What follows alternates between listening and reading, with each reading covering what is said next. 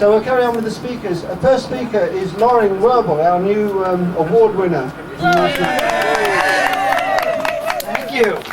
2 days of rain. I'm sorry. Oh, but it said so. I tried to negotiate the weather, but I didn't know with whom.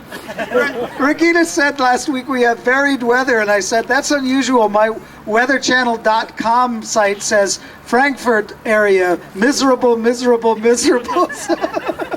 But it's been a lovely week nevertheless. One could genuinely ask, does anything the global network does make a difference? Does anything that the activists across Europe investigating and examining Echelon system do make a difference? Does anything that the journalists and researchers who have studied a lot of communication network and signals intelligence trends, people like Duncan Campbell in England and Eric Schmidt-Inboom here in Germany, do make a difference? Well, I think that we can answer that in the affirmative when we look at the history of the Army Security Agency and Army Inscom in Germany and understand the timelines involved. Because in the post-Cold War period, right up until the 1970s, the big action in Germany was out of Augsburg Kaserne, and particularly a huge antenna field at Gablingen, commonly known as the elephant cage. It's the circularly disposed antennas that listened in on Soviet communications at the time using a kind of big antenna called the Flare 9. For decades, the Flare 9 was visible to many Germans in the Bavaria area, and no one had the slightest idea what that antenna system was. And even those interested in trying to learn the way military communications networks worked were relatively unaware of this. In fact, it was not until Aviation Week elected to do stories about a Turkish radar and the German Gablingen facility that President Eisenhower said about Aviation Week, a military contractor publication, that he thought they should all be arrested for treason, just for mere mentioning of these facilities.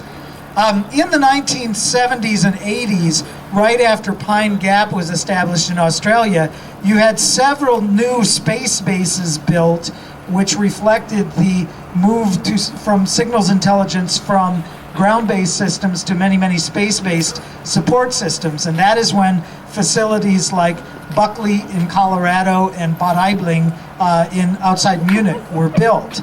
And again, even though these facilities opened up and expanded right around 1980, very few people were aware of them.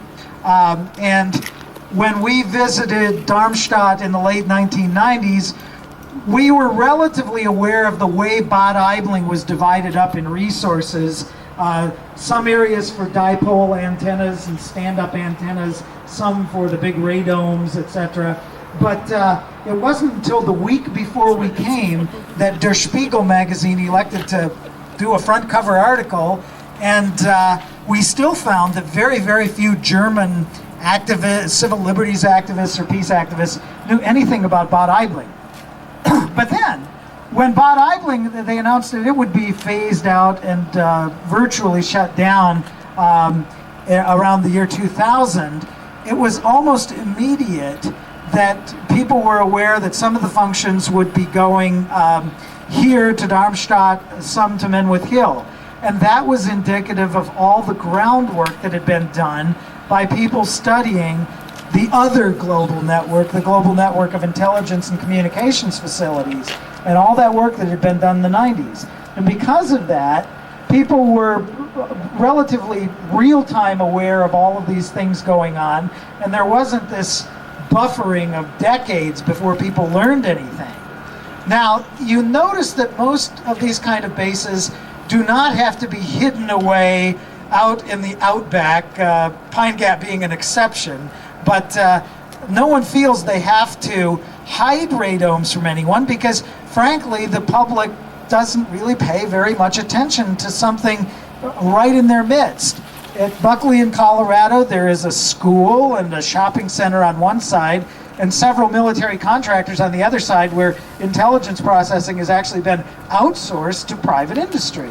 But there is no sense that anything needs to be sheltered away from the public because the public doesn't pay any attention. And here again, we have shopping centers right nearby. The thing that we see as important is to make sure that people are aware of the worldwide intelligence network. Sometimes with the echelon debate in the European Parliament, things got a little bit sensationalized. And it's very true that the NSA and its support agencies have maintained a global network since the end of the Cold War, and that this network has largely moved to space since about 1975, 1980. Yeah, since the end of the hot war. But it's taken place without public knowledge and without public awareness, so that when European Parliament members heard the word echelon in the late 1990s, they say, "What? What do you mean? They're listening to every phone call and email and all." Well, wake up. Hello, they've been doing that for decades now.